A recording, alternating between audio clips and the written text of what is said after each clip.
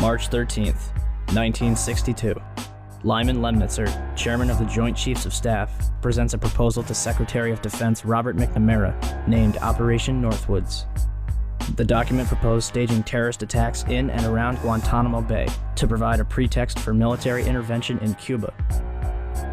The plans included starting rumors about Cuba using clandestine radio, landing friendly Cubans inside the base to stage attacks, starting riots at the main gate, blowing up ammunition inside the base, starting fires, sabotaging aircraft and ships on the base, bombing the base with mortar shells, sinking a ship outside the entrance, staging funerals for mock victims, staging a terror campaign in Miami, Florida, and Washington, D.C., and finally, destroying a drone aircraft over Cuban waters.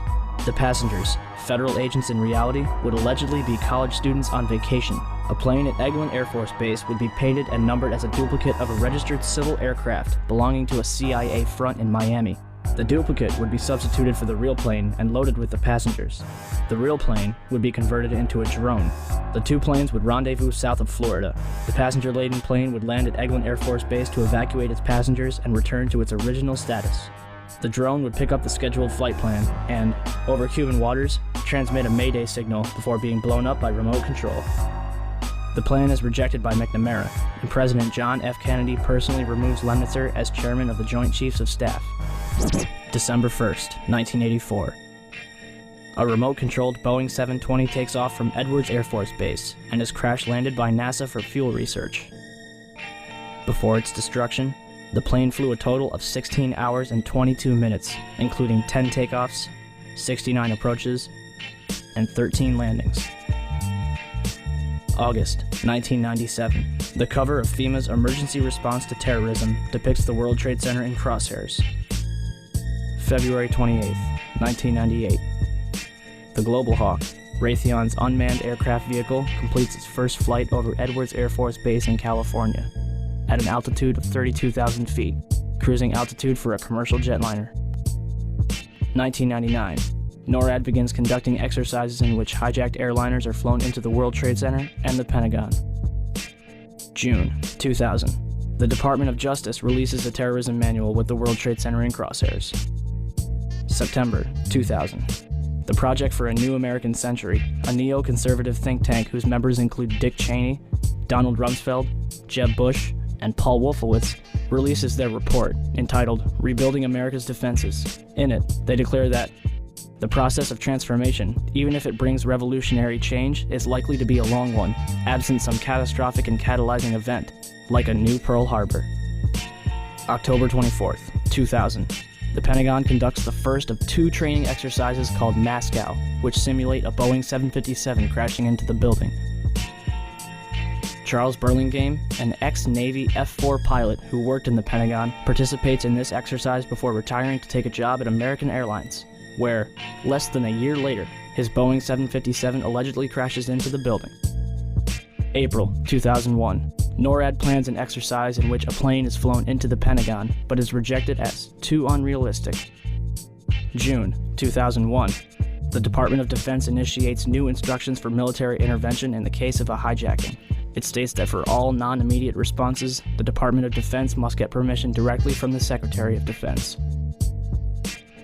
Attorney General John Ashcroft begins flying on chartered jets for the remainder of his term due to a threat assessment by the FBI. July 4th, 2001. Osama bin Laden, wanted by the United States since 1998, receives medical attention at the American hospital in Dubai, where he is visited by a local chief of the CIA. July 24th, 2001. Larry A. Silverstein, who already owned World Trade Center 7, signs a $3.2 billion 99-year lease on the entire World Trade Center complex 6 weeks before 9/11. Included in the lease is a $3.5 billion insurance policy, specifically covering acts of terrorism. September 6, 2001, 3,150 put options are placed on United Airlines stock. A put option is a bet that a stock will fall. That day, put options were more than 4 times its daily average. Bomb-sniffing dogs are pulled from the World Trade Center, and security guards end 2 weeks of 12-hour shifts. September 7th, 2001. 27,294 put options are placed on Boeing stock, more than 5 times the daily average. September 10th, 2001. 4,516 put options are placed on American Airlines, almost 11 times its daily average. Newsweek reports that a number of top Pentagon brass canceled their flight plans for the next morning. San Francisco Mayor Willie Brown receives a phone call warning him not to fly the next morning. Pacifica Radio later reveals that this phone call came directly from National Security Advisor Condoleezza Rice. And in Pakistan, at a military hospital, all of the urologists are replaced by a special team in order to host their guest of honor, Osama bin Laden, who is carefully escorted inside to be watched carefully and looked after. September 11th, 2001. The National Reconnaissance Office in Chantilly, Virginia, is preparing for an exercise in which a small corporate jet crashes into their building. NORAD is in the middle of a number of military exercises. The first, Vigilant Guardian, is described as an exercise that would pose an imaginary crisis to North American air defense outposts nationwide. The second, Northern Vigilance, moved fighter jets to Canada and Alaska to fight off an imaginary Russian fleet. 3 F-16s from Washington, D.C.'s National Guard at Andrews Air Force Base, 15 miles from the Pentagon, are flown 180 nautical miles away for a training mission in North Carolina. This left 14 fighter jets to protect the entire United States. Hi, Boston Center, Team U. We have a problem here. We have a hijacked aircraft headed towards New York, and we need you guys we need someone to scramble some F-16s or something up there to help us out. Is this real world or exercise? No, this is not an exercise, not a test. Do we want to think about scrambling aircraft? Oh, God, I don't know. That's a decision somebody's going to have to make probably in the next 10 minutes. Everybody just left the room. The first question I have is basically to get from you a sense of how you would rate the American media in their coverage of the events of the attack last September. Well, let's see. Shamefully is a word that comes to mind. This just in, you were looking at obviously a very disturbing live shot there. That is the World Trade Center, and we have unconfirmed reports this morning that a plane has crashed into one of the towers of the World Trade Center. But overall, the American journalism was cowed and intimidated by this massive flag-sucking, this patriotic orgy. If you criticize the president, it's unpatriotic and there's something wrong with you, you may be a terrorist. So in that sense, Hunter S. Thompson, there's not enough room for dissenting voices? Well, there's plenty of room. There's just not enough people are willing to take the risk. Jim, I don't know whether we've confirmed that this was an aircraft, or to be more specific, some people said they thought they saw a missile. There was definitely a blue logo. It was like a circular logo on the front of the plane. It definitely did not look like a commercial plane. I didn't see any windows on the side. Mark, if what you say is true, those could be cargo planes. You said you didn't see any windows in the side? I didn't see any windows on the side. It was not a normal flight that I've ever seen at an airport. It was a plane that had a blue logo on the front, and it did not look like it belonged in this area. It's just sort of a herd mentality, a lemming-like mentality. If you don't go with the flow, you're anti-American and therefore a suspect. This is as close as we can get to the base of the World Trade Center. You can see the firemen assembled here, the police officers, FBI agents, and you can see the 2 towers. A huge explosion now, raining debris on all of us. We better get out of the way.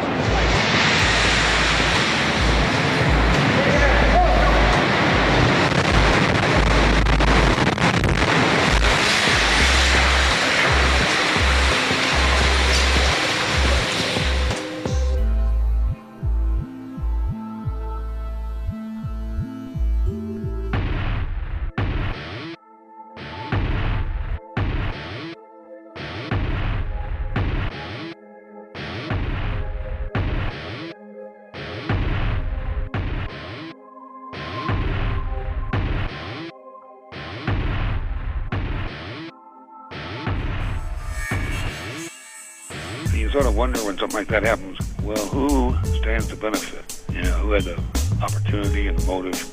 You just kind of look at these basic things. I don't assume that I know the truth about what went on that day. And yeah, I just look around and looking for who had the motive, who had the opportunity, who had the equipment, who had the will.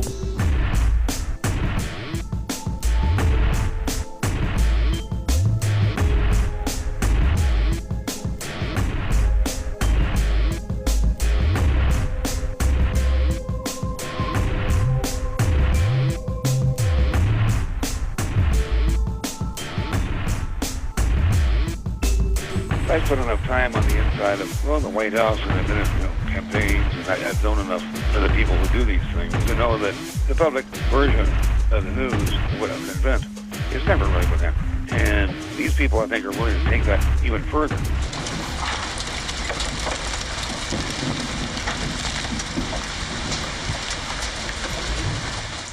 It seems a very long bow to me, but are you sort of suggesting that this worked in the favour of the Bush administration? Oh, absolutely. Absolutely.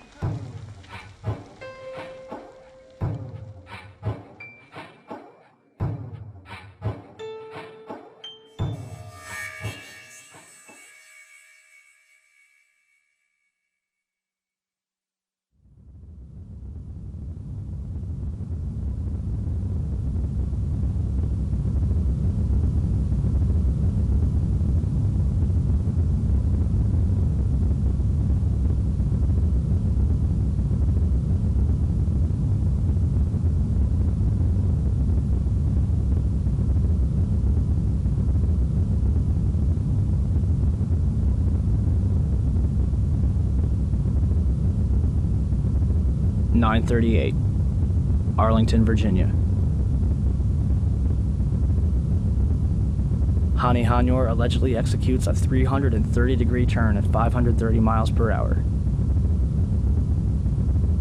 descending 7,000 feet in 2.5 minutes to crash American Airlines Flight 77 into the ground floor of the Pentagon.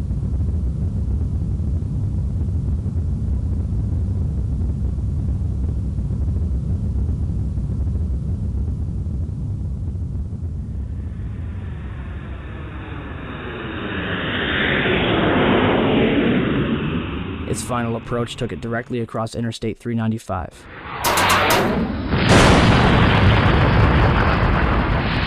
Knocking light poles out of the ground and bouncing off of the lawn before impact. First, let's meet Hani Hanyor. Hanyor had come to Freeway Airport in Bowie, Maryland 1 month earlier seeking to rent a small plane. However, when Hanyor went on 3 test runs in the second week of August, he had trouble controlling and landing a single-engine Cessna 172. Well, my name is Marcel Bernard, and I'm the chief flight instructor here at Freeway. Hani Hanyor, well, basically what happened with him is he showed up at the airport and wanted to get checked out in the aircraft. See, he was already certified. He didn't come to us for flight training. Yeah, he already had a pilot's license. He had already earned his private instrument commercial at a school in Arizona, and I don't remember the name of the school, but he already had certificates in hand. And we sometimes occasionally have pilots that come to us that don't want flight training but just want to rent our aircraft. Which is the case of Hani Hanyor. This was the case with Hani. He wanted to get checked out, as we call it, to rent our aircraft. And our insurance requires that he flies with one of our instructors to be found competent to rent. Mm-hmm. And that was the process that he was going through. The consensus was that he was very quiet, average or below average piloting skills. Mm-hmm. English was very poor. So I don't know where to. That's about the best description I can give you for his demeanor at times. Very, uneventful from my perspective. Regardless, air traffic controllers at Dulles International Airport that were tracking Flight 77 all thought that it was a military plane. Second, the light poles. On November 22, 2004, a private jet en route to Houston to pick up George Bush Sr. clipped a single light pole and crashed a minute away from landing at Houston's Hobby Airport. The wing ripped off upon impact, scattering debris over 100 yards. And yet, Flight 77 managed to tear 5 light poles completely out of the ground without damaging either the wings or the light poles themselves. Instead, they seem to have just popped out of the ground. Third, you only have to look at the photos from that day to realize that whatever hit the Pentagon did not bounce off the lawn. If Flight 77 had crash landed and skidded into the Pentagon, it would have looked like this.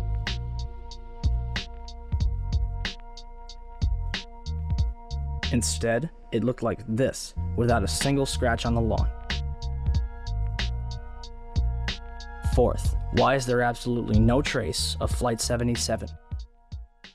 You know, it might have appeared that way, but from my close-up inspection, there's no evidence of a plane having crashed anywhere near the Pentagon. The only site is the actual site of the building that's crashed in, and as I said, the only pieces left that you can see are small enough that you could pick up in your hand.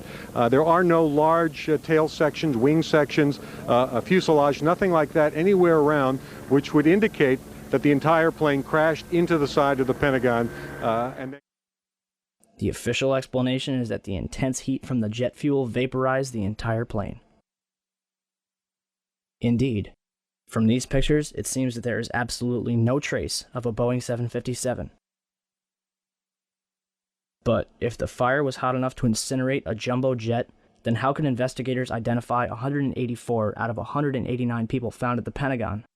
The Armed Forces DNA Identification Laboratory, which was responsible for the task, was also responsible for identifying the dead in Shanksville. Keep that in mind for later. So what is a Boeing 757 made of? I called Boeing to ask, but the operator informed me that Boeing refuses to give out any information regarding the construction of their aircraft due to the attacks of September 11th. But what we do know is that a 757 has 2 Pratt & Whitney engines made of steel and titanium alloy, which are 9 feet in diameter, 12 feet long, and weigh 6 tons each. Titanium has a melting point of 1,688 degrees Celsius.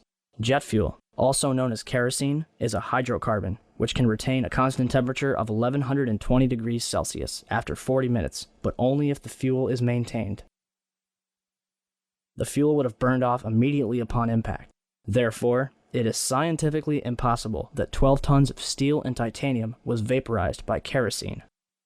Likewise, the 2 engines should have been found relatively intact at the Pentagon. Instead, there was a single turbojet engine approximately 3 feet in diameter found inside the building. After this photo was published by American Free Press, readers wrote in to suggest that the turbine was a piece from the Auxiliary Power Unit, APU, mounted in the tail section of a 757. Chris Bolin contacted Honeywell in Phoenix, Arizona, the manufacturer of a 757's APU. An expert, speaking on the condition of anonymity, told him that there's no way that that's an APU wheel.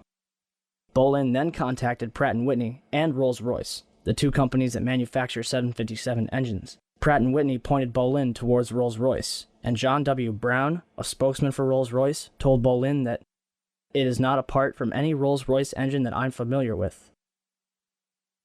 In an article written by Carl Schwartz, President and Chief Executive Officer of Patmos Nanotechnologies, LLC, and iNet Security Systems, he believes that the piece is a JT-8D turbojet engine from a U.S. Air Force A-3 Skywarrior. The piece in the FEMA photo is the front shaft bearing housing. Jet engines have a center shaft, which must be balanced, as well as bear seals on the front and back. The photo shows the front seal and a rotor hub missing its fan blades. These blades are easily removed in a collision such as the one found at the Pentagon. The United States Air Force has only a few A-3s left in operation, and they are stored in Van Nuys, California, at Hughes Aircraft, which is now better known as Raytheon. So if this piece didn't come from a 757, then where? And where are the engines from Flight 77?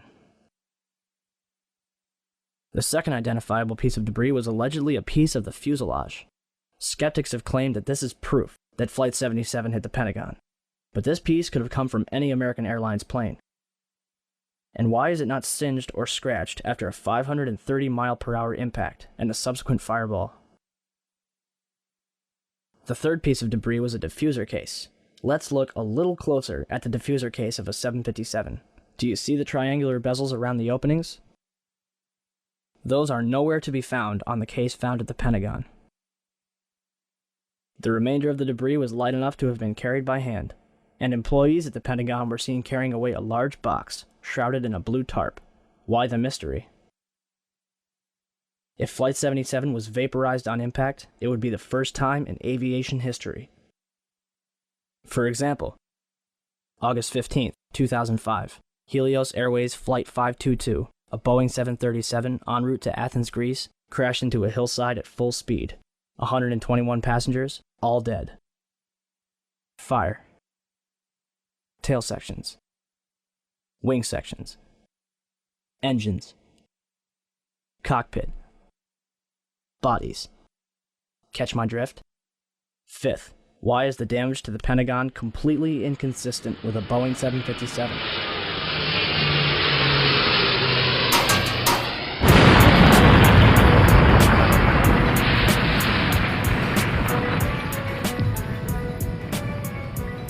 These photos were taken before the roof of the outer ring had collapsed.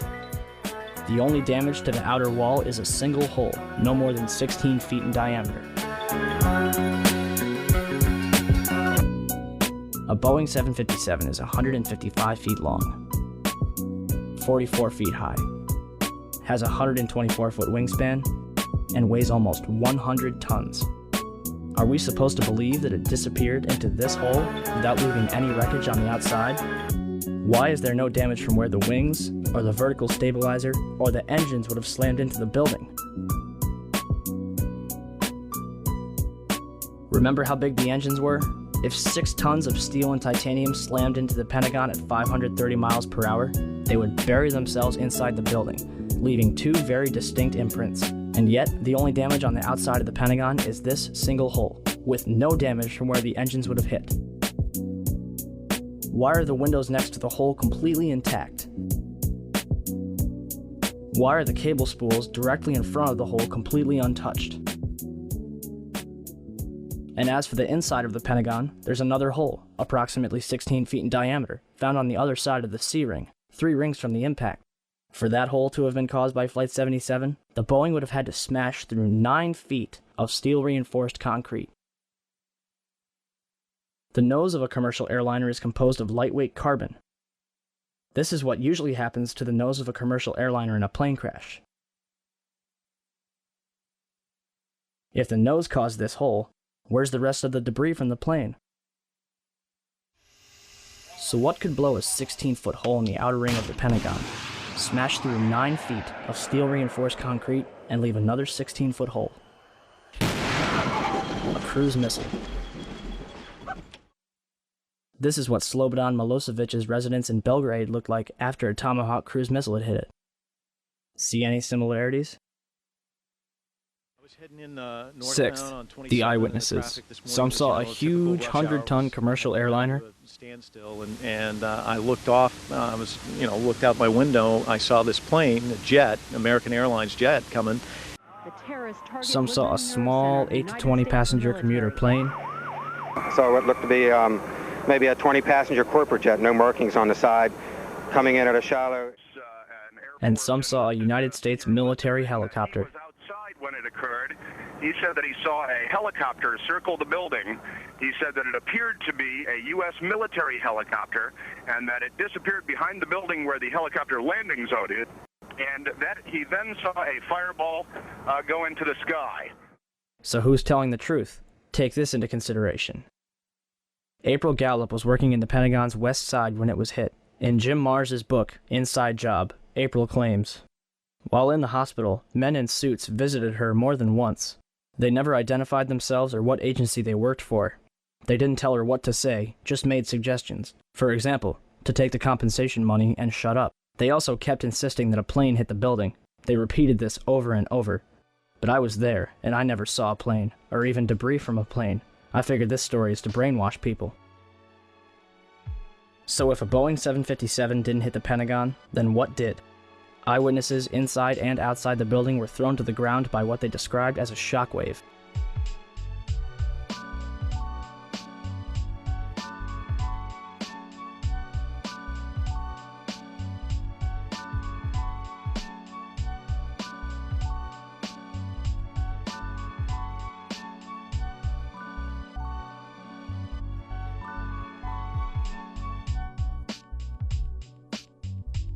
Even the Sheraton Hotel, 1.6 miles away, was rocked by the blast. A number of military personnel at the Pentagon specifically mentioned smelling cordite.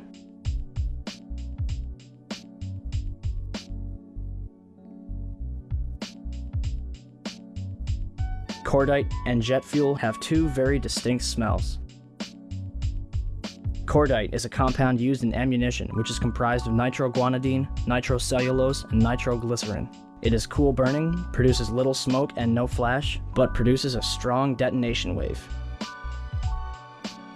And eyewitnesses described a bright, silvery flash. Jet fuel combustion, i.e., the planes that struck the Twin Towers, is bright yellow at best. Watch this.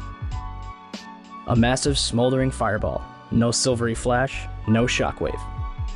And at the Pentagon, a tiny, bright, silvery flash, which shakes nearby buildings. Whatever it was, it might have been related to the two planes that were in the air after the crash. The first one was uniformly identified as a C-130.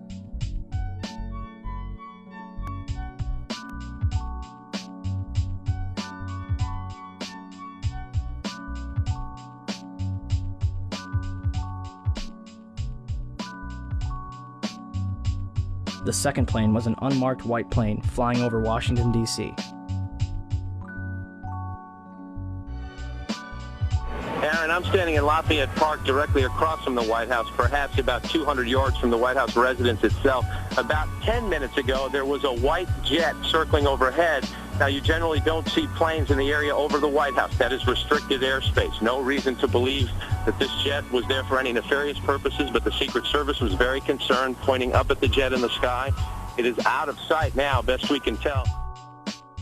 At 9:25, Jane Garvey, the head of the FAA, initiated a national ground stop, which prevents further takeoffs and requires all planes in the air to land. The order, which hasn't been implemented since 1903, applied to almost every single kind of plane, civilian, military, or law enforcement.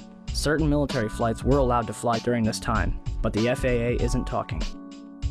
Why were these two planes allowed in the air when everyone else had to land? And finally, why did people keep reporting a second explosion at the Pentagon? Well, I can't tell you about that, but I was just here in front of the Capitol, which, by the way, has been evacuated, and back toward the Supreme Court area, we just heard a low, muffled thud. It sounded like a small explosion. There have been unconfirmed reports of second explosions here at the Pentagon. We have not confirmed that, but again, the counterintelligence sources... Where did this fireball come from? 7th, surveillance cameras from a gas station, Sheraton Hotel, and the Virginia Department of Transportation captured the entire thing. However, the FBI was there within minutes to confiscate the tapes, including a warning for the employees not to discuss what they had seen.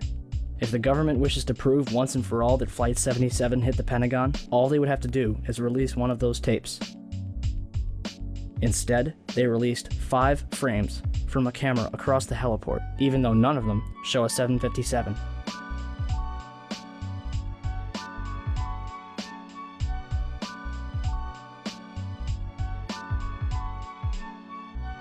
And finally, why do satellite photos taken 4 days before 9/11 show a white marking on the front lawn, marking almost the exact trajectory of whatever hit the Pentagon 4 days later? And is it merely a coincidence that the Pentagon was hit in the only section that was renovated to withstand that very same kind of attack? And that Donald Rumsfeld was safe in his office on the opposite end of the building? If the government has nothing to hide, why are they so afraid to answer a few questions or release a few videos?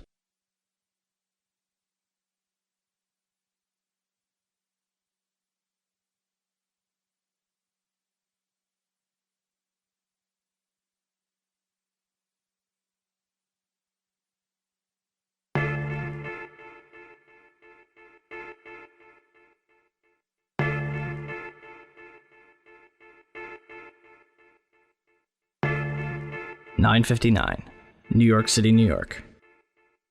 The South Tower of the World Trade Center collapses to the ground in approximately 10 seconds. 29 minutes later, the North Tower follows suit, collapsing in approximately 10 seconds. Later that evening at 5:20, World Trade Center 7, a 47-story office building 300 feet away from the North Tower, suddenly collapses. The building's tenants included the CIA, Department of Defense, IRS, Secret Service, and Rudy Giuliani's emergency bunker. And the SEC was using it to store 3,000 to 4,000 files related to numerous Wall Street investigations. Although every single building surrounding Building 7 stood intact, it fell straight down into a convenient little pile in 6 seconds. Official explanation? Falling debris from the Twin Towers created an internal fire, which ignited several fuel tanks inside the building. If this is true, then it would be the third building in history to collapse because of a fire. The first two would be the Twin Towers. On July 28, 1945, a B-52 bomber lost in the fog crashed into the 79th floor of the Empire State Building. 14 people dead, $1 million in damage, but the building stands intact to this day. On February 14, 1975, a 3-alarm fire broke out between the 9th and 14th floors of the North Tower. According to the New York Times, the fire leads to intense scrutiny of the towers and eventually to a decision to install sprinklers. On May 4, 1988, a 62-story skyscraper in Los Angeles burned for 3 hours and spread over 4 floors. It did not collapse. On February 23, 1991, a 38-story skyscraper in Philadelphia, built in 1973, burned for more than 19 hours and spread over 8 floors. It did not collapse. On October 17, 2004, a 56-story skyscraper in Venezuela, built in 1976, burned for over 17 hours and spread over 26 floors, eventually reaching the roof. Guess what? It did not collapse. On February 12, 2005, the Windsor Building in Madrid, a 32-story tower framed in steel-reinforced concrete, burned for almost 24 hours, completely eradicating the upper 10 stories of the building. Although the top 10 floors of the building fell, the building itself did not collapse. And yet, on September 11, 2001, two 110-story skyscrapers, completed in 1973, burned for 56 and 103 minutes, respectively, over 4 floors, before collapsing completely to the ground.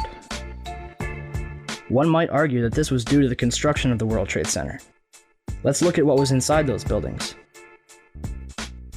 The Twin Towers were composed of 200,000 tons of steel, 425,000 cubic yards of concrete, 103 elevators, 43,600 windows, 60,000 tons of cooling equipment, and a 360-foot television antenna.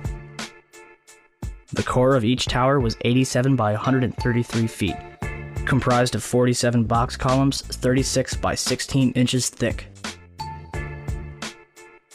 The North Tower was completed in 1970, standing at 1,368 feet tall, and the South Tower was completed in 1973, clocking in at 1,362 feet tall, making them the tallest buildings in the world until the Sears Tower was completed in 1974. And to think, the government would have us believe that these massive structures were destroyed by 10,000 gallons of jet fuel. However, eyewitnesses, video footage, and a little common sense quickly refutes that claim. The second plane hits the South Tower between the 78th and 82nd floors at 9:03 a.m.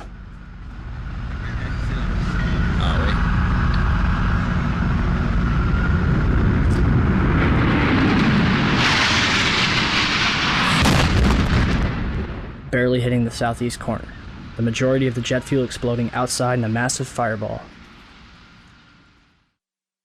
Yet, this tower collapses first, even though the North Tower was hit straight on and had already been burning for 18 minutes longer. Galileo's law of falling bodies calculates the time in which an object will travel a certain distance in complete freefall. Distance, d, equals 16.8 times time in seconds squared. The South Tower was 1,362 feet tall.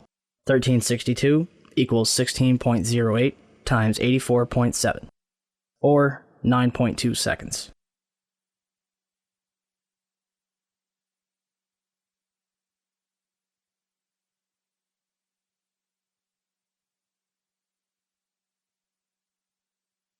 The Twin Towers came down in nearly free-fall speed.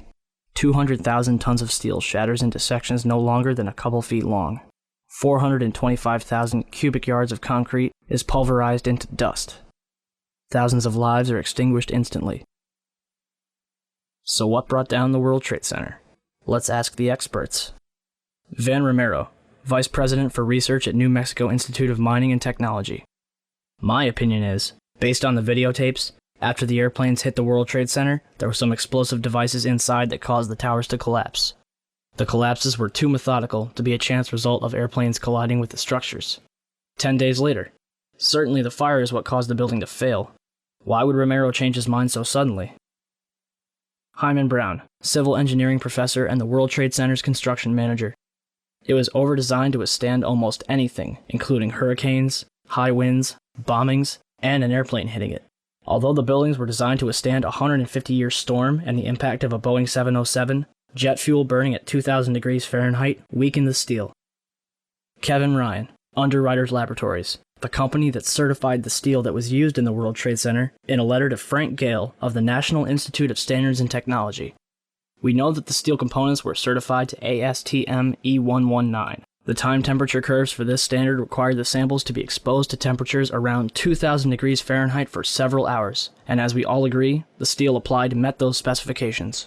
Additionally, I think we can all agree that even unfireproof steel will not melt until reaching red-hot temperatures of nearly 3,000 degrees Fahrenheit. Why Dr. Brown would imply that 2,000 degrees Fahrenheit would melt the high-grade steel used in those buildings makes no sense at all. This story just does not add up. If steel from those buildings did soften or melt, I'm sure we can all agree that this was certainly not due to jet fuel fires of any kind, let alone the briefly burning fires in those towers.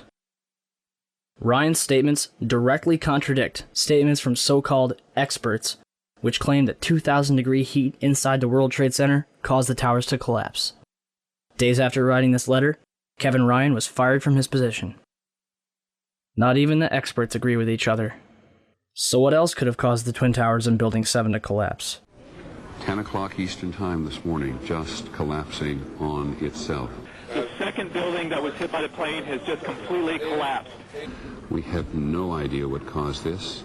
Almost looks like one of those planned implosions. As if a demolition team set off, when you see the old demolitions of these old buildings, it pulled it down on itself and it is not there anymore. If you wish to bring anybody who's ever watched a building being demolished on purpose knows that if you're going to do this, you have to get at the under infrastructure of a building and bring it down. We heard another explosion, and I'm assuming that's the one that came from the lower level, since there were two. And I said, right, because it was like 18 minutes apart. Well, this is the first explosion, and there was a second explosion in the same building. There were two explosions. Okay. Federal agencies that were down there do believe that there was some sort of explosive device somewhere else besides the planes hitting. NBC's Pat Dawson is close to the scene of that attack. Pat? Just moments ago, I spoke to the Chief of Safety for the New York City Fire Department. Chief Albert Turry, he received word of the possibility of a secondary device, that is another bomb going off. He tried to get his men out as quickly as he could, but he said that there was another explosion which took place. And then an hour after the first hit here, with the first crash that took place, he said, there was another explosion that took place in one of the towers here. He thinks that there were actually devices that were planted in the building. The second device, he speculates, was probably planted in the building. There were 2 or 3 similar huge explosions, and the building literally shook. You literally shook at the base of this building.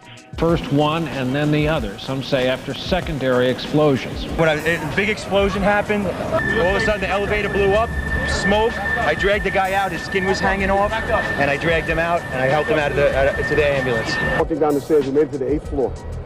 Big explosion. Blew us back into the 8th floor. Just get out of the tunnel and it blew. The subway tunnel? Yeah. Tell us what's happening out there. Oh my We just witnessed some kind of secondary follow-up explosion on the World Trade Center number 2, the one. Secondary. We understand now there has been a secondary explosion on Tower 2. There was another major explosion. The building itself literally the top of it came down, sending smoke and debris everywhere. Collapse. 5 blocks from the World Trade Center, and we were standing here when there was some sort of collapse or explosion. Do you know if it was an explosion or if it was a building collapse? To me, it sounded like an explosion.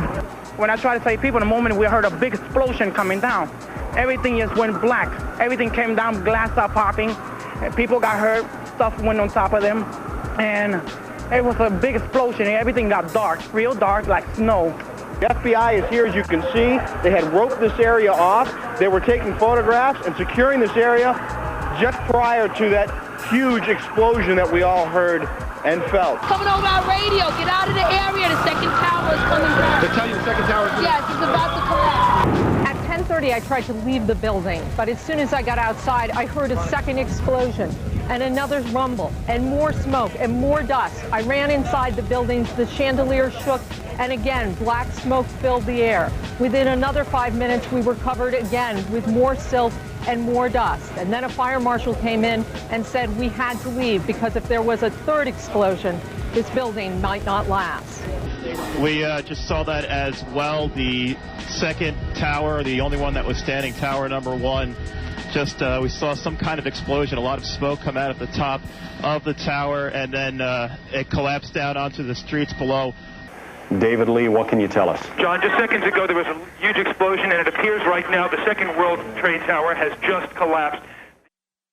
One eyewitness was standing among a crowd of people on Church Street, 2.5 blocks from the South Tower, when he saw a number of brief light sources being emitted from inside the building between floors 10 and 15. He saw about 6 of these flashes, accompanied by a crackling sound before the tower collapsed. Ginny Carr was attending a business meeting on the 36th floor of 1 Liberty Plaza, across the street from the World Trade Center, and caught the entire first attack on tape. A second explosion can be heard 9 seconds after the crash. It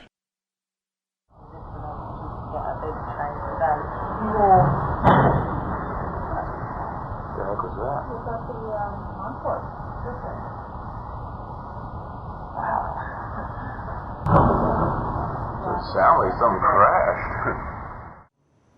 So what happened in the North Tower? Ask Willie Rodriguez.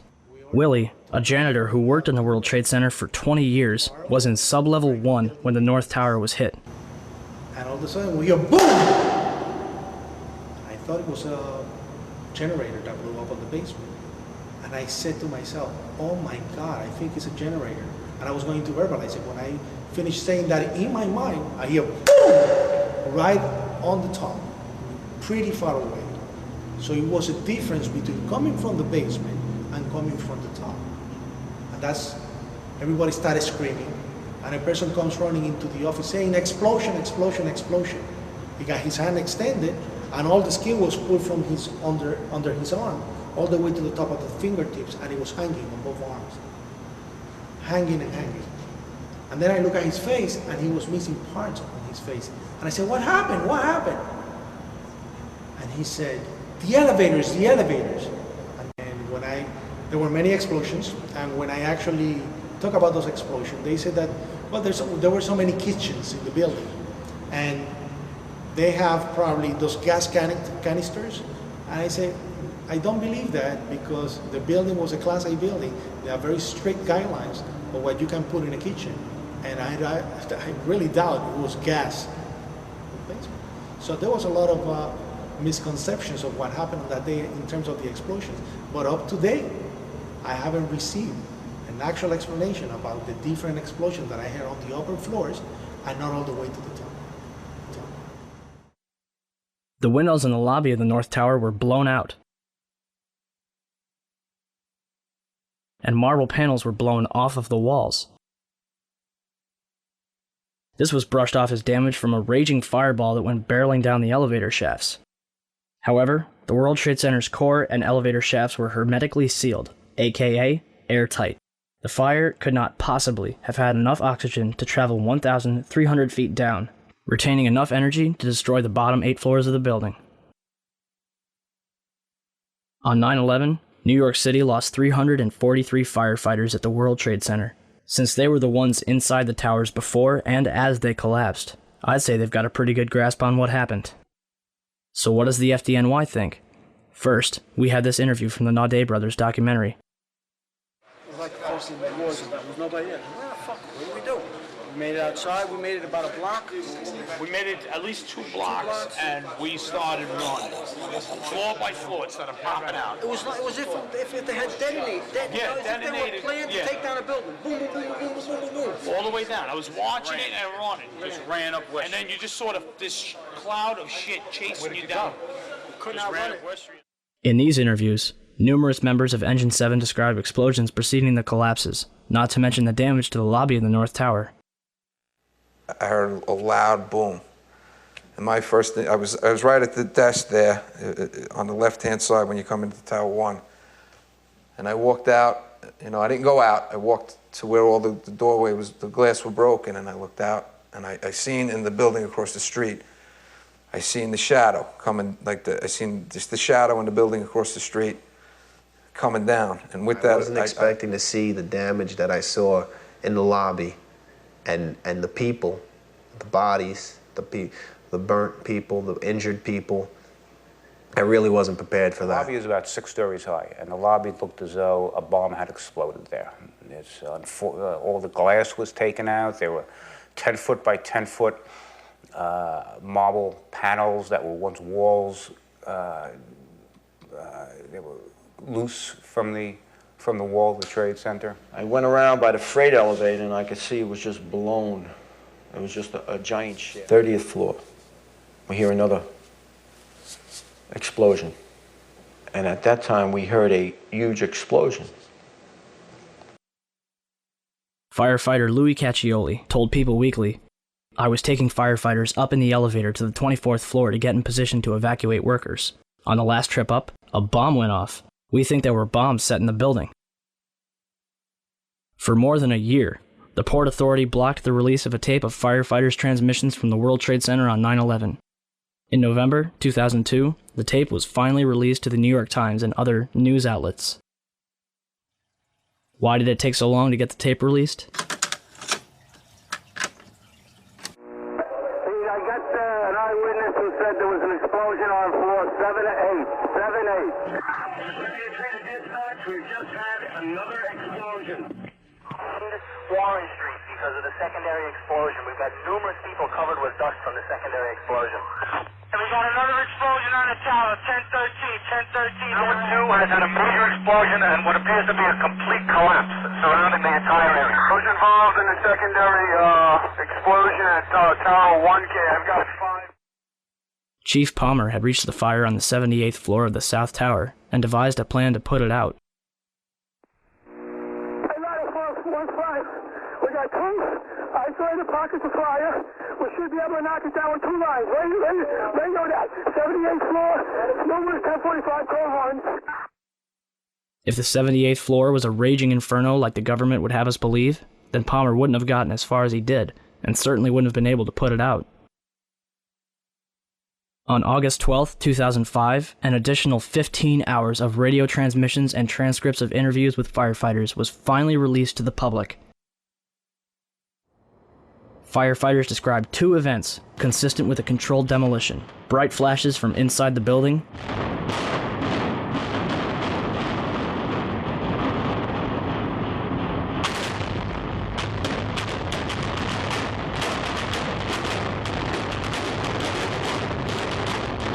and a number of crackling sounds before the buildings collapsed.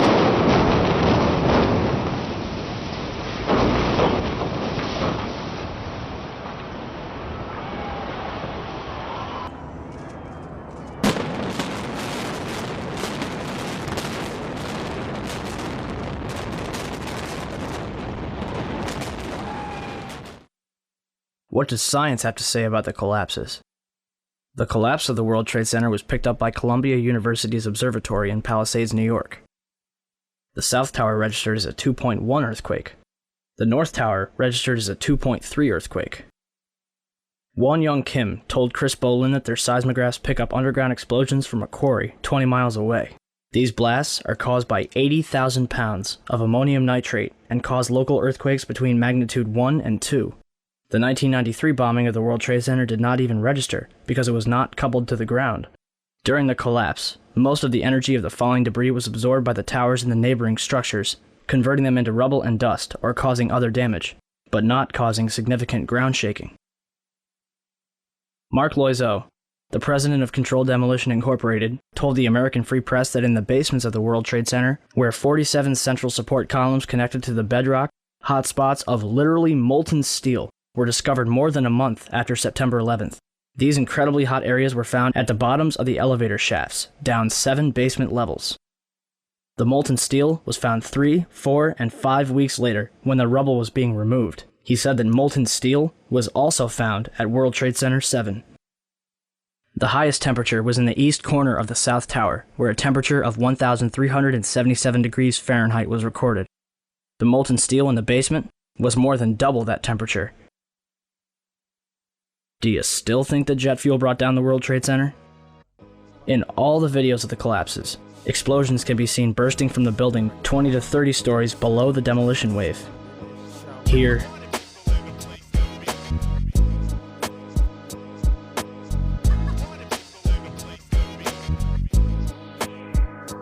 here,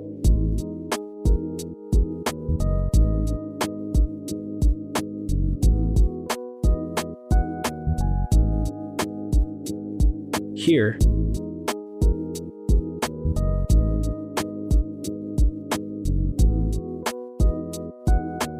here,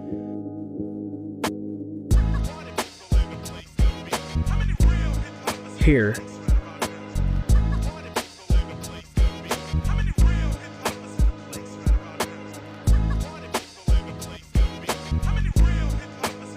and here. Etienne Sauret was filming her documentary, World Trade Center, the first 24 hours, and caught both collapses on tape. Watch carefully.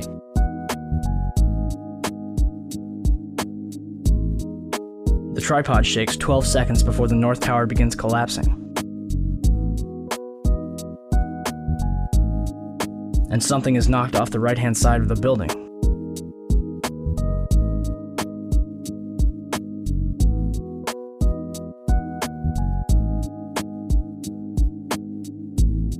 You're probably asking, if there were bombs in the building, how would they get in there without anyone noticing?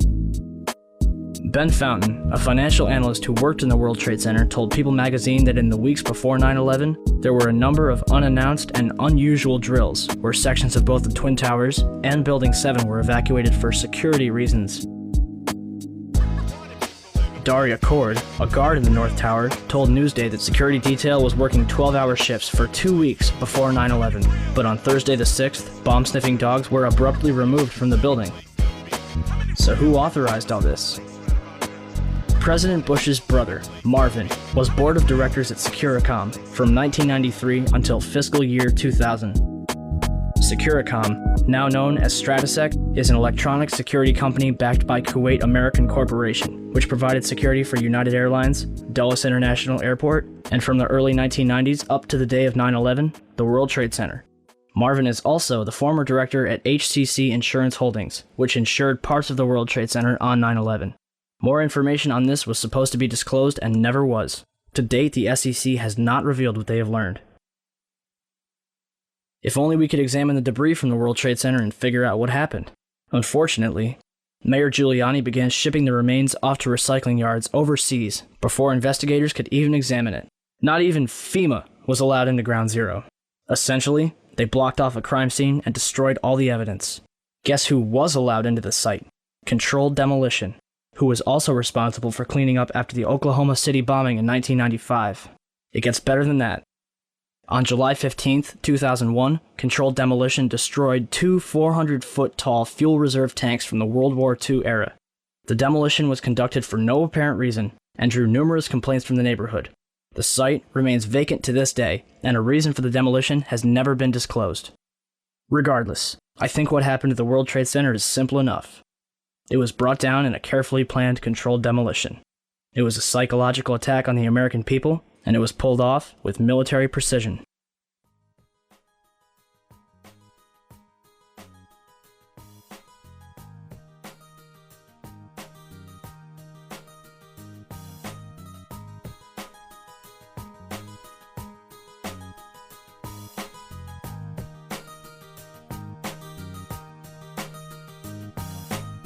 10:06 a.m., Shanksville, Pennsylvania. Flight 93 was en route from New Jersey to California with 45 passengers when it went off course at 8:56 over Cleveland, Ohio. According to the official story, Flight 93 was headed for the White House when it was overpowered by a group of passengers and crashed in Shanksville, Pennsylvania.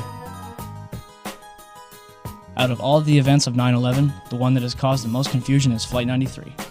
It was shot down, it wasn't shot down. However, evidence suggests that perhaps Flight 93 was nowhere near Shanksville. I want to get quickly to Chris Kanicki. He's a photographer with the Pittsburgh affiliate of Fox affiliate. He was back there just a couple of minutes ago, and Chris, I've seen the pictures. It looks like there's nothing there except for a hole in the ground.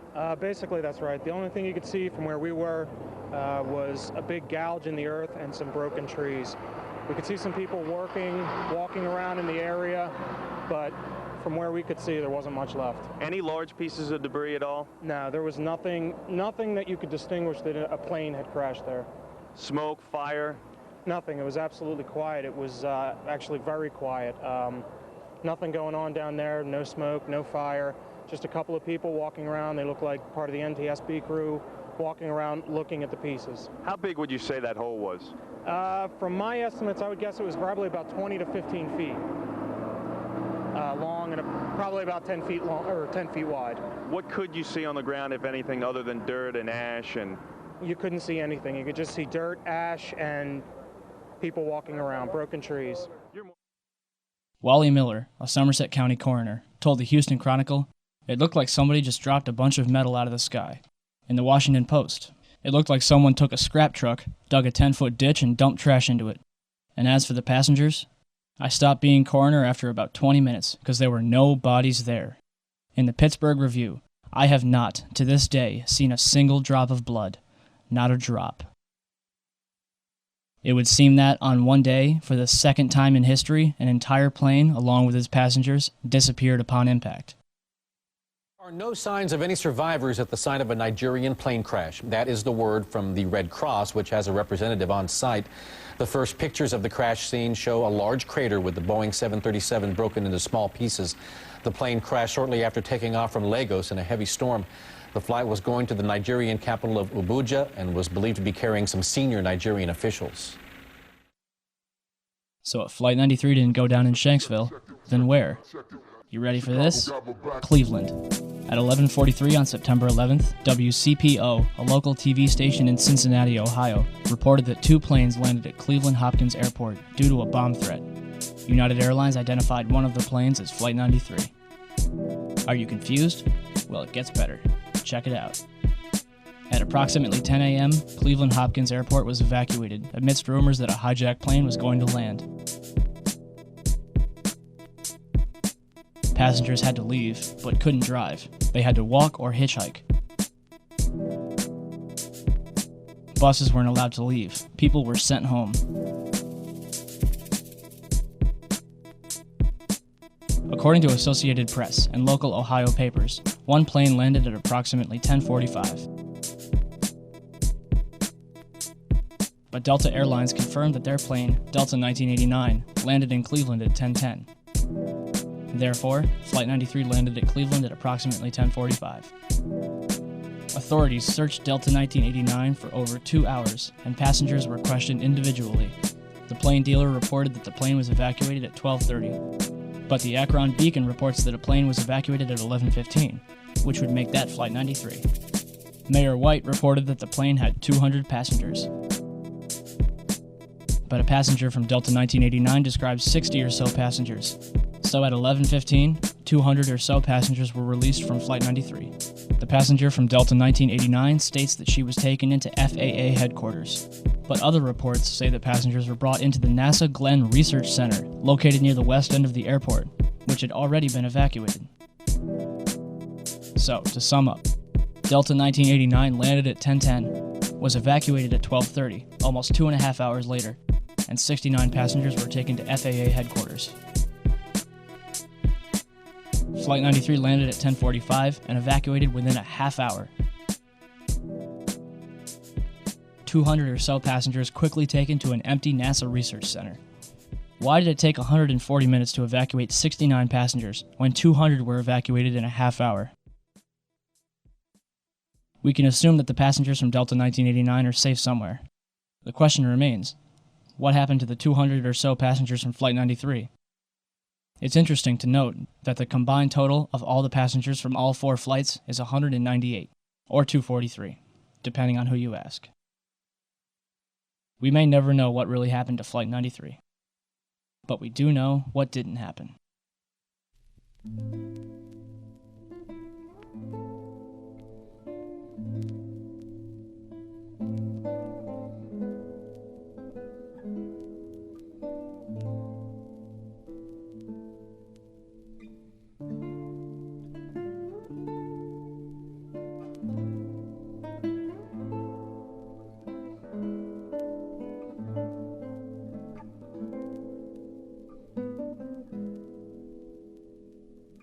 Whenever this evidence is presented to people, you'll usually get one of many different questions. The first one being, if different planes were used, what happened to the original ones? Unfortunately, we may never know what really happened. But if we could examine the black boxes from the planes that were used, we could prove that they weren't the original flights. A commercial plane carries 2 different black boxes. Each black box carries one of 2 different recorders, a cockpit voice recorder and a flight data recorder. The cockpit voice recorder records sounds from inside the cockpit, including engine noise, stall warnings, and other sounds of interest. Communications between air traffic control, weather briefings, and conversations between pilots and crew are also recorded. The flight data recorder records at least 28 different parameters such as time, altitude, speed, and heading.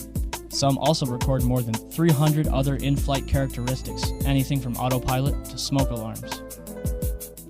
The recorders themselves are made from the most impervious metals known to man, and the information is recorded along with date and time and spooled into a continuous roll. Any damage that is done to the roll is done to the outside, as opposed to the inside where the data is. The 9/11 Commission says that CVRs and FDRs from American 11 and United 175 were not found. Yet, the FBI claims to have found the passport of Saddam al-Sakami, which managed to fly out of his pocket, through the explosion, and onto the streets of Manhattan below.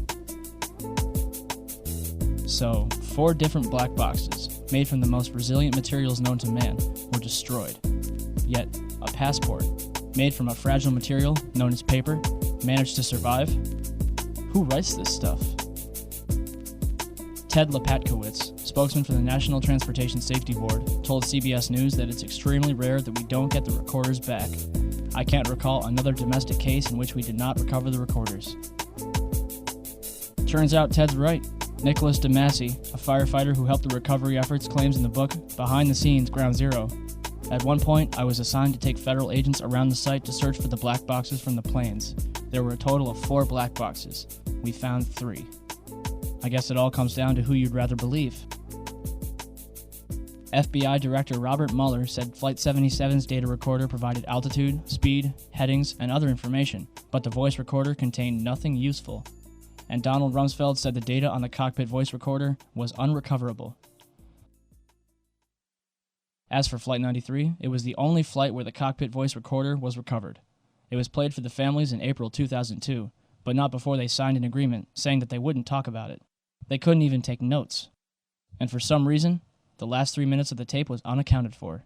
The FBI had no explanation for the discrepancy. Why would the 9/11 Commission tell us Flight 11 and 175's recorders weren't found? Why would Robert Mueller tell us that there's nothing interesting on Flight 77's? What's on the last 3 minutes of Flight 93's cockpit voice recorder? These are vital questions that need to be answered. It's an interesting postscript that Flight 93 was spotted on April 10, 2003 at Chicago's O'Hare Airport by David Friedman, a United Airlines employee who records all of his flights. The tail number, N591UA, was spotted on Flight 1111, a United Airlines 757. And according to the FAA, both N591UA and N612UA, Flights 93 and 175, are still valid. But Flights 11 and 77 are listed as destroyed.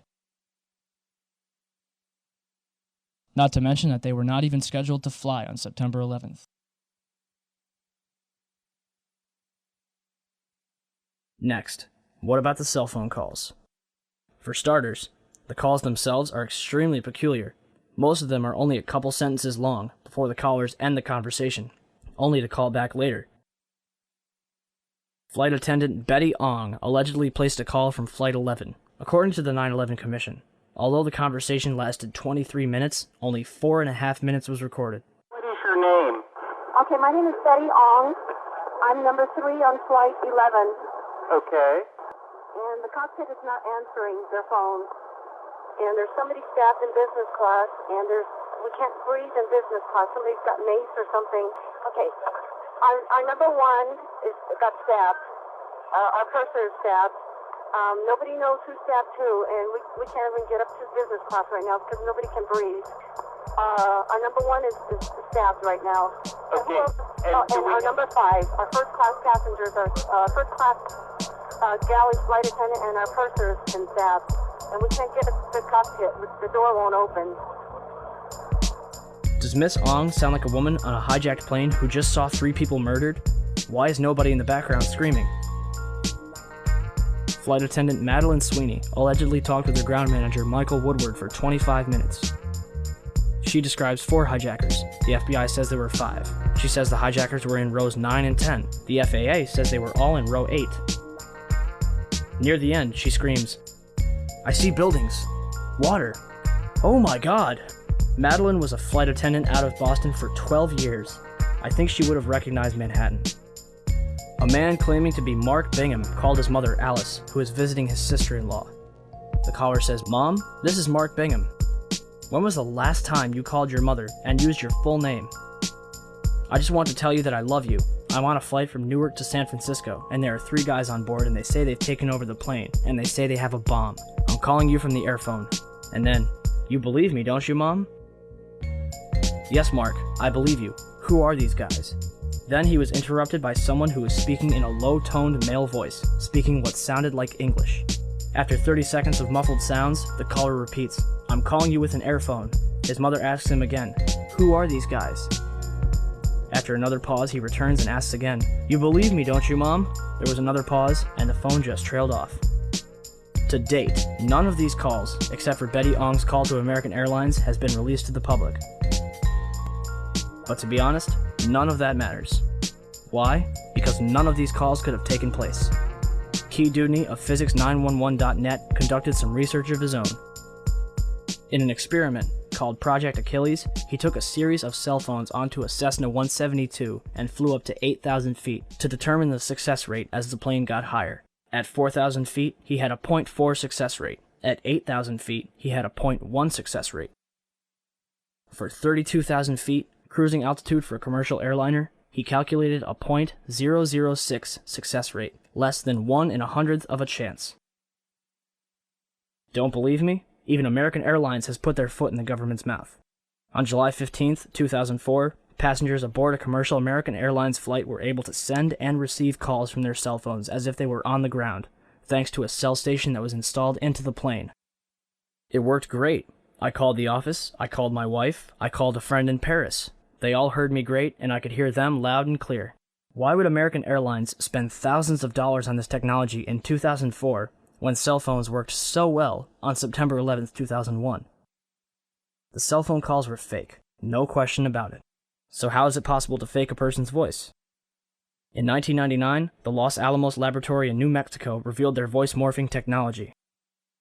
General Carl W. Steiner, the former Commander-in-Chief of United States Special Operations, declared on tape, "Gentlemen, we have called you together to inform you that we are going to overthrow the United States government." Another example was Colin Powell, saying, "I am being treated well by my captors." With just a 10-minute recording of somebody's voice, they are able, in almost real time, to clone someone's speech. Steiner was so impressed, he asked for a copy. So what about the hijackers? On September 14, 2001, the Department of Justice released the names of the alleged 19 hijackers. But on September 23rd, the BBC reported that Walid al-Shari was alive and well in Casablanca, Morocco. They also tracked down Abdulaziz Al-Amari, who was an engineer with Saudi Telecom and lost his passport while studying in Denver. In the same article, FBI Director Robert Mueller admitted that the identity of several of the hijackers is in doubt. So how many hijackers turned up alive? At least 9 of them. Wael al-Shari is alive and well. Mohand al-Shari is alive in Saudi Arabia. Khaled al-Midar is a computer programmer in Mecca. Salem al-Hazmi works at a chemical plant in Yanbu, Saudi Arabia. Saeed al-Ghamdi is training to be a pilot in Tunis. Ahmed al-Nami is an administrative supervisor for Saudi Airlines. We already covered Walid and Abdulaziz. And last but not least, Mohammed Atta's father claimed to receive a phone call from his son on September 12th. On September 20th and 27th, Mueller admitted on CNN that there is no legal proof to prove the identities of the hijackers. Indeed, after all, not even the official autopsy for Flight 77 lists the hijackers. And the opening paragraph makes no mention of their absence. So, if there's no proof that the hijackers were members of Al-Qaeda, or if they were even on the plane in the first place, what justification do we have for bombing Afghanistan? Oh, that's right. The Bin Laden confession tape. On December 14th, 2001, the government released a tape, allegedly of Bin Laden confessing to the attacks of September 11th, which they claimed to find in a house in Jalalabad, Afghanistan. Except there's a number of things wrong with this tape. 1. The tape itself is of very poor quality. And 2. The man in the video looks and acts nothing like Bin Laden. According to the FBI's website, Osama is left-handed. Yet, in this video, he's writing a note with his right hand. Not to mention he's wearing a gold ring, which is forbidden by Islamic law, and is never mentioned in the FBI's description of him. Compare this video to 4 other pictures of Bin Laden. Does anybody else see a problem here? Until the government can prove without a shadow of a doubt that Al-Qaeda was behind September 11th, the American people have every reason to believe otherwise.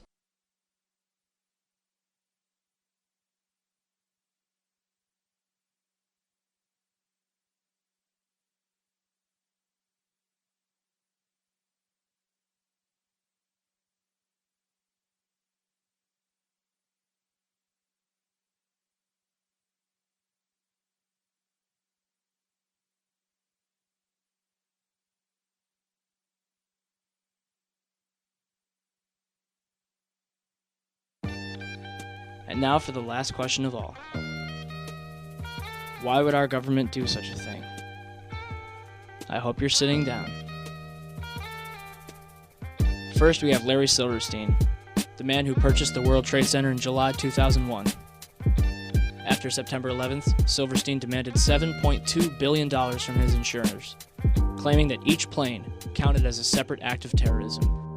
However, on December 6th, 2004, the courts only reward him with $2.2 billion.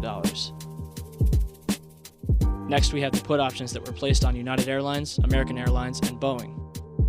According to the San Francisco Chronicle, more than $2.5 million has remained unclaimed. As for 9/11 itself, Reuters reported that Comvar, a German computer company, is responsible for helping companies and accountants in New York restore their data from over 400 hard drives that were recovered from the World Trade Center's rubble. Comvar recovered information from 32 different computers that suggested insider trading took place on 9/11. Richard Wagner, an expert at Comvar. There is a suspicion that some people had advanced knowledge of the approximate time of the plane crashes in order to move out amounts exceeding $100 million. They thought that the records of their transactions could not be traced after the mainframes were destroyed. After their analysis, Comvar handed the results over to the FBI. Although the FBI was legally bound to investigate who was responsible, to date they have done no such thing. Moving on. According to Wikipedia, one of the world's largest gold depositories was stored underneath the World Trade Center. In 1993, the value of the gold was estimated at $1 billion, rumored to be owned by Kuwaiti interests. When the World Trade Center was destroyed, the amount of gold far exceeded the 1993 levels. The gold was finally recovered in its entirety in late 2001. Or was it? On November 1st, 2001, the Times Online reported that a large amount of gold was discovered in the wreckage of the World Trade Center. Mayor Rudolph Giuliani announced that more than $230 million was recovered from Ground Zero. However, the COMEX Metals Trading Division was storing gold bars for the Bank of Nova Scotia, Chase Manhattan Bank, Bank of New York, Hong Kong, and Shanghai Banking, totaling $950 million. And that's just one company. Rumor has it that over $160 billion in gold was stored in the World Trade Center. So where did all the gold go? Remember the gold that was found in November 2001? Reuters reported that it was discovered in the back of a 10-wheel truck, along with several cars, in a delivery tunnel underneath World Trade Center 5. No bodies were recovered. As workers got closer to the gold, authorities began restricting access to Ground Zero, joined by FBI and Secret Service agents. One worker, who was directed away from the tunnel, told a reporter, "If I tried to go down there, they would have shot me." Heavy machinery operators and others worked under the watchful eye of more than 100 armed officers. So let me get this straight. Gold from World Trade Center 4 was found underneath World Trade Center 5 in an empty delivery truck with an empty escort of cars. I think it's safe to say that they were running away from the South Tower. The question is, how did they know to flee from their stash when not even the firefighters inside the South Tower expected it to collapse? $167 billion in gold. $200 million is found. And that's just the money. After September 11th, President Bush had and continues to have permission to do and say whatever he wants, all under the pretext of 9/11. The Patriot Act, the Department of Homeland Security, Afghanistan, Iraq. Got him. Good. Second one. Hit the other one. It's time for America to accept 9/11 for what it was. A lie which killed thousands of people, only in turn killing hundreds of thousands more to make billions upon trillions of dollars. Are you angry yet? You should be. Every single attempt to investigate and uncover the truth behind 9/11 has been blackballed, ridiculed, and harassed by both the government and media alike for even daring to question the official story. Jimmy Walter, who spent nearly $2 million on an advertising blitz to convince people here in New York and elsewhere that 9/11 was a self-inflicted wound. Jimmy, welcome. Why are you doing this? I'm a patriot trying to defend this country from the real terrorists who have damaged and changed our country. I am asking the same questions that the widows and orphans, parents and friends of the victims of 9/11 are asking and have not had answered by either the 9/11 Commission nor by any real investigation to the mass murders that 66% of New Yorkers want investigated. Okay, Jimmy. I'll say it again. Why are they hiding from us? What are they hiding from us? And what's it going to take until people in this country give a damn and do something about it? America has been hijacked. Not by Al-Qaeda, not by Osama bin Laden, but by a group of tyrants ready and willing to do whatever it takes to keep their stranglehold on this country. So what are we going to do about it? Anything. Share this information with friends, family, total strangers, hold screenings, conferences, whatever you have to do to get the word out. It's up to you. Ask questions. Demand answers.